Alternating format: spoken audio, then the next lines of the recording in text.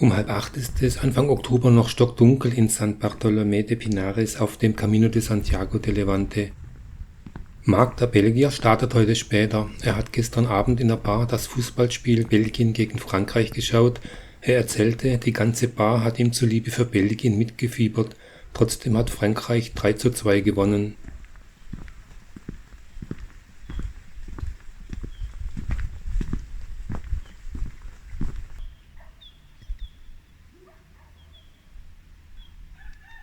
Der Jakobsweg Camino de Santiago de Levante von Valencia nach Zamora ist 820 Kilometer lang. Die 25. Etappe von San Bartolomé de Pinares nach Ávila hat 25 Kilometer. Der Jakobsweg erreicht heute den höchsten Punkt des Camino de Levante. Die heutige Etappe hat 560 Höhenmeter.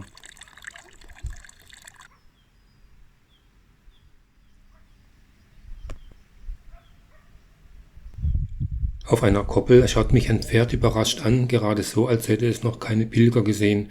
Das hätte mich stutzig machen sollen. Doch erst nach 400 Metern steil bergauf merke ich, dass ich vom Jakobsweg abgekommen bin und laufe zurück. Hier hätte ich links abbiegen müssen, ich könnte schwören, dass die Pfeile vorhin noch nicht hier waren.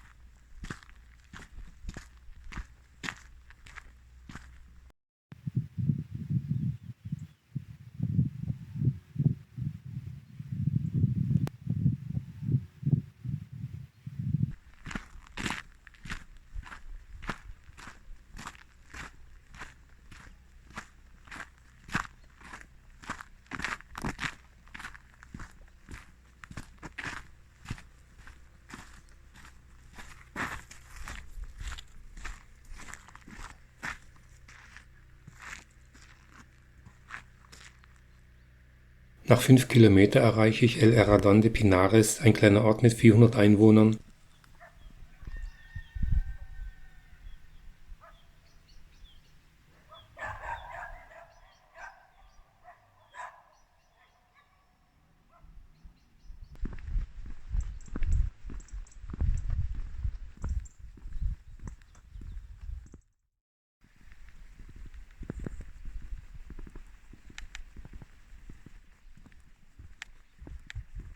Bald nach El Herradón zweigt der Weg nach links ab auf einen steilen Pfad.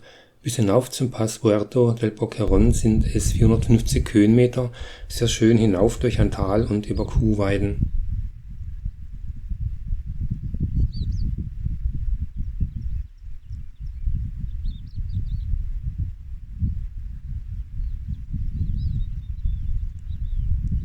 Um 10 Uhr mache ich erstmal eine Pause. Ich bin heute nicht so fit und trotz der morgendlichen Kühle fällt mir der Aufstieg merkwürdig schwer.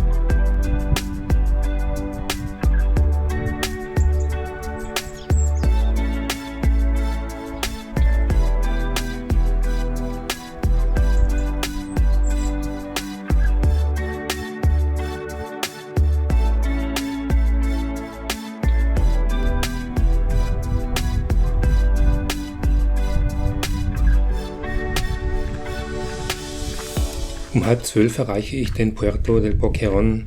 Bis zum höchsten Punkt des Camino de Levante bei 1378 Meter ist es noch 1 Kilometer.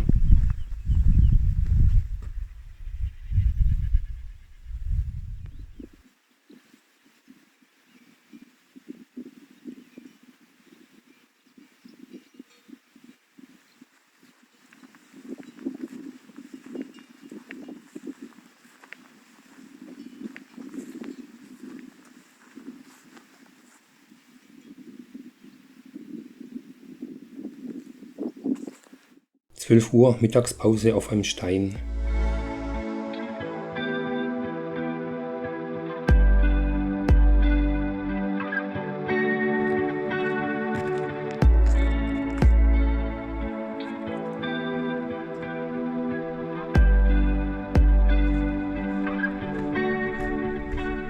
Bei einem Reiterhof verlaufe ich mich schon zum zweiten Mal, heute ist irgendwie nicht mein Tag.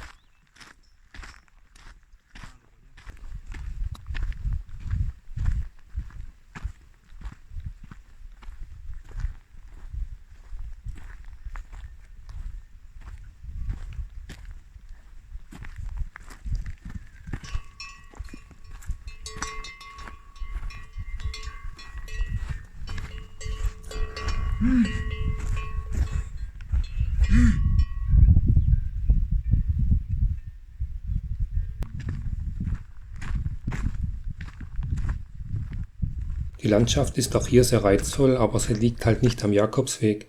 Nach 5 Minuten bemerke ich mein Versehen, ich kehre um und muss die Kühe nochmal stören.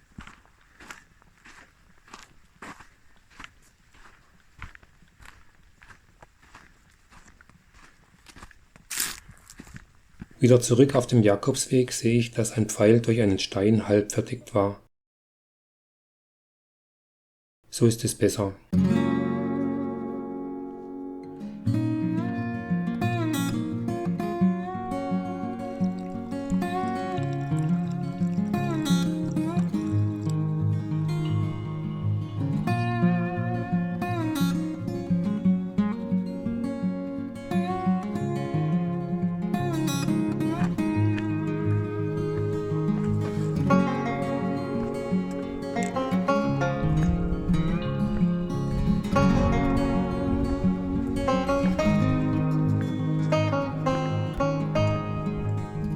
Um 1:45 bin ich in Tornadizos de Ávila. Am Ortseingang lasse ich mich auf eine Bank fallen. Ein alter Mann läuft vorbei und fragt mich, ob ich müde bin. Man sieht es mir wohl an. Auch Tornadizos de Ávila ist ein kleiner Ort mit 430 Einwohnern. In der Bar bestelle ich eine Cola und einen Kaffee. Das soll mir neuen Antrieb geben.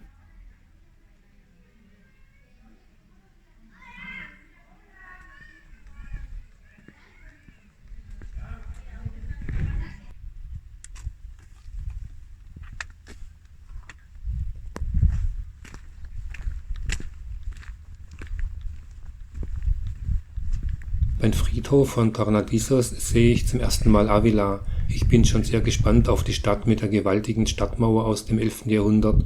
Es sind noch 8 Kilometer bis Ávila.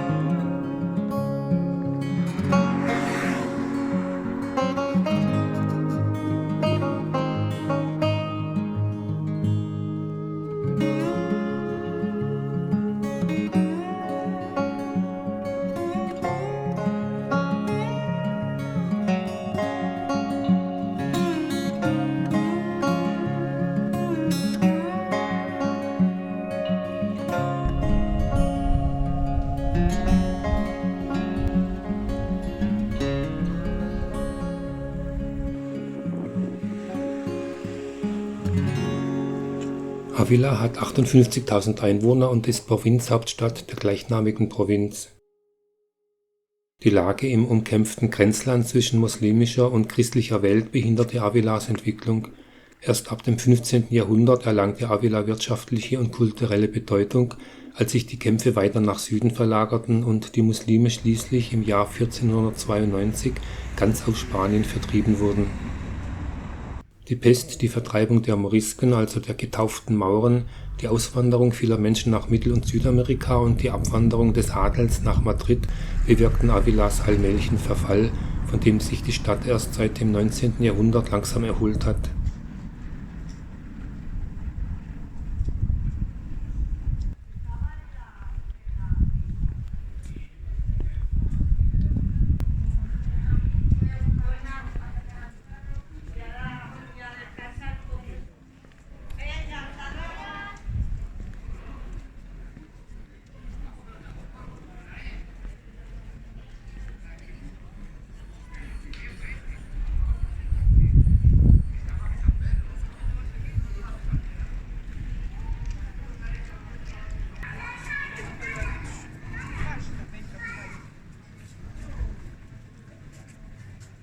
Nach einem kurzen Rundgang in der Altstadt kann ich einen Blick in die schöne Kathedrale werfen. Sie schließt um 7:30. Vor der Besichtigung will ich noch in der Pilgerherberge einchecken.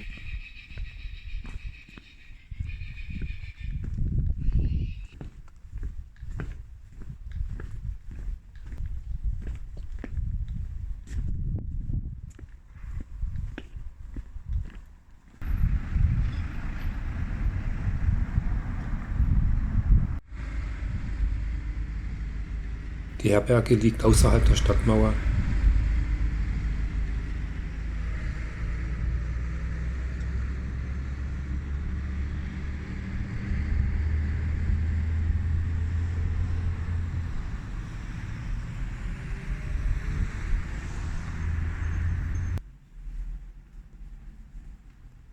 Avila hat eine sehr schöne Pilgerherberge mit 3 Schlafräumen. Die Küche ist komplett ausgestattet und es gibt sogar eine Waschmaschine.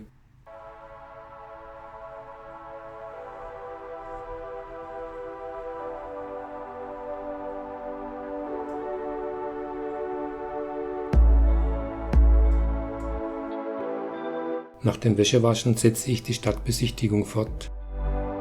Die riesige Stadtmauer wurde im 11. Jahrhundert gebaut. Sie ist 2,5 Kilometer lang, hat 82 Türme und 9 Tore.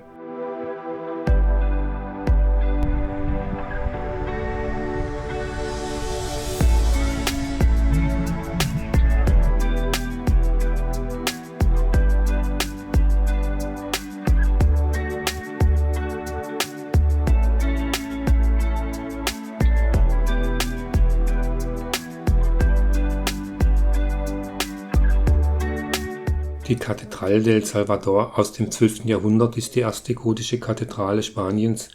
Das Mittelschiff wurde erst im 14. Jahrhundert fertiggestellt und so weist die Kirche Züge des Übergangs von der Romanik zur Gotik auf.